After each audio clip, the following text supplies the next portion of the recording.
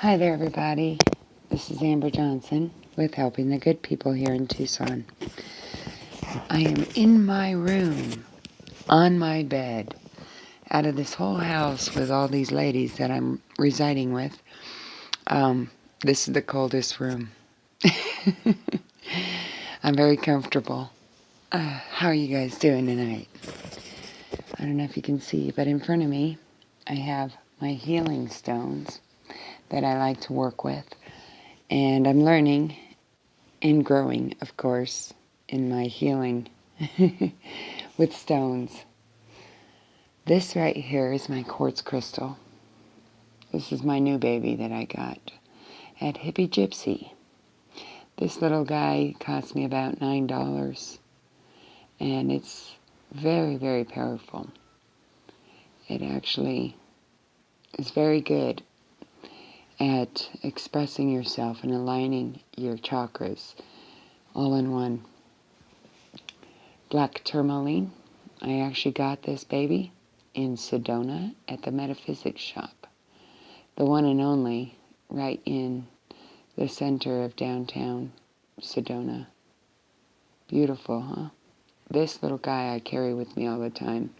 It heats up in my hands, especially when I'm healing and I'm in groups and I'm talking with other people about the trauma that I've been through. This little guy right here as well is very powerful for me. It's my pyrite. Ooh.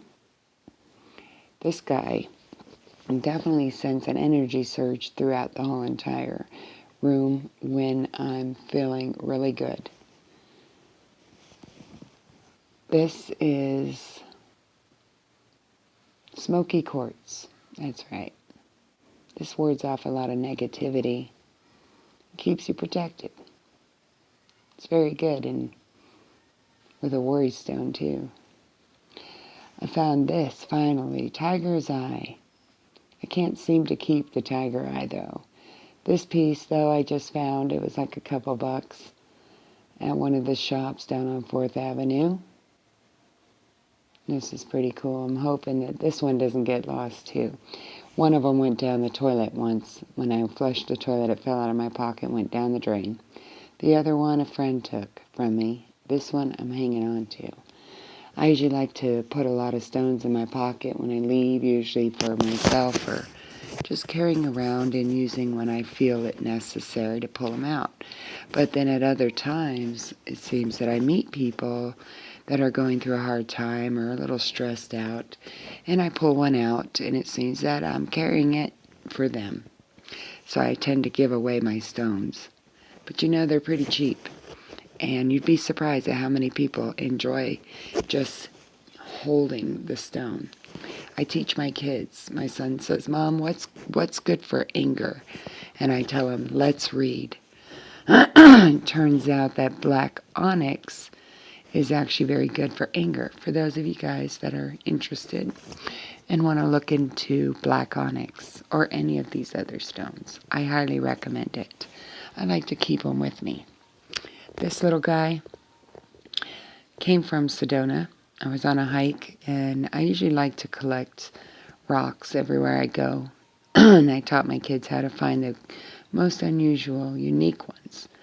But on this trip that I took with Sedona, I couldn't find anything, and as I was leaving, this man came out of nowhere and came up and handed me this and said it was a blessing. And he blessed it, he handed it to me, and walked out. I never saw him again. So, from my angels, thank you. I like to keep them around. So I'm coming on here to read to you guys a couple of different things that I've been researching for my book. Because I grew up in the library writing about self-help, or reading on self-help, on how to heal myself through my own trauma in healthy ways, because my anger can get the best of me. I've got a big mouth. And when I was about 18 years old, I got mad after a girl jumped on my back and started pulling my hair, that I didn't realize how much rage I had inside of me. So I flipped her over my back, and I started beating the crap out of her. I almost killed her. My friends had to fight me off of her. I had an adrenaline rush, And at that point I realized that this little tiny thing, like of me, had that much rage inside. And I knew that I would never let that happen again. So I'm 40 years old now. I've never been in a physical fight since then. And I've used my mouth, my knowledge of self-help books, groups, meditation, music, art, writing, to express my anger in healthy ways. And I also raise my children to do the same. Lately, I've been getting a lot of stuff on forgiveness. And it plays a big role in my life. Because even though you think that you've forgiven someone, the resentments that you build up, the not talking when you should, the miscommunications, stuff's so far down inside you that you don't even know that you have all this rage still inside that needs to be released. For me, the word forgiveness comes up so many times that I'm going to start writing about it. I have a couple things written down here that I'd like to read for you guys. More of the meanings from it. And I'll give you a little story about things that I have forgiven. So, forgiveness is an action of forgiving or being forgiven. Intentional and voluntary process by which the victim undergoes a change in feelings and attitudes regarding an offense. Someone that lets go of negative emotions such as vengefulness, forswears recompense from or punishment of the offender, wishing the offender well without expectations. So that is the term for forgiveness in the dictionary. It's kind of funny when you read it because it's something that really needs to be worked on with victim mentality. That's for sure. Especially when you don't realize that you're playing a victim. And the sooner you learn about forgiveness, the better chance you have of letting go, right? So, releasing the victim mentality requires one to forgive the offense and the offender without expectations, without expecting anything in return. You forgive for yourself, not for anyone else. And for that, it takes courage, right?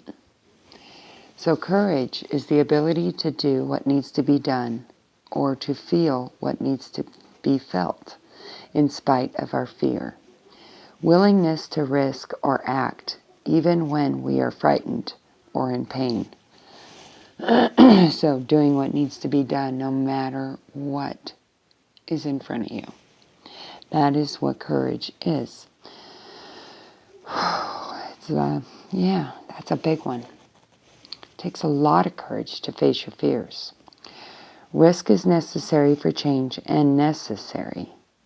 Courage in the face of fear is necessary.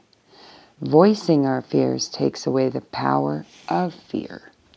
So being the voice takes courage. Standing up to the fear, no matter what that is. A fear of a new job, of whether you're going to get hired or not, fear of rejection, fear of abandonment. It all takes courage. But unless you voice it, it's never going to be let go of, I guess. You're never going to know your true potential unless you have the courage to voice it, right? So the first process, of course, is, forgiveness. But it also takes courage, and it is very necessary to voice our fears. It takes away the power of fear.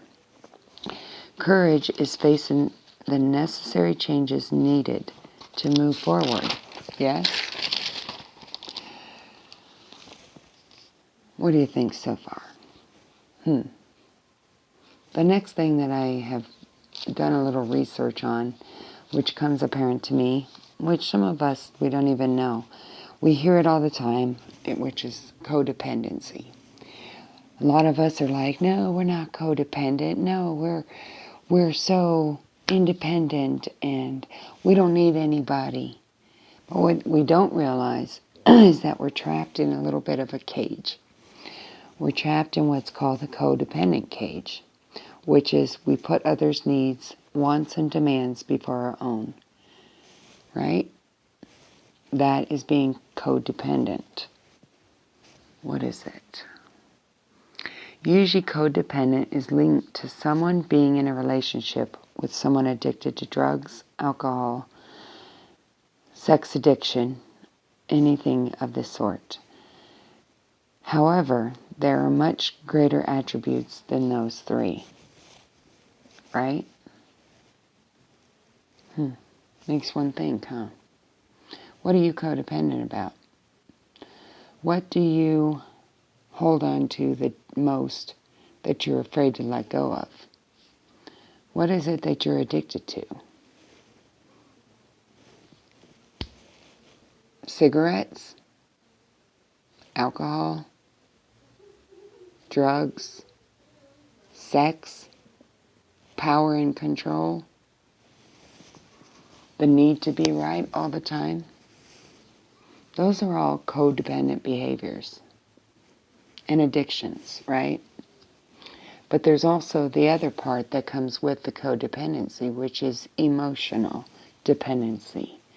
Gaining our self-esteem, self-motivation, and self-worth from ourselves, we rely on others to provide those feelings for us. That's what emotional dependency is. Looking outside of ourselves, saying, I'm not going to be okay unless you fill in the blank. I will never find love unless someone loves me first. I will never be good enough unless someone accepts me. Right? We forget that we love ourselves. We have ourselves. We rely on our own emotional independence to better ourselves. So why do we stay in an emotional dependency seeking out others for approval when what we should be doing is looking within, right? So codependent cage is a life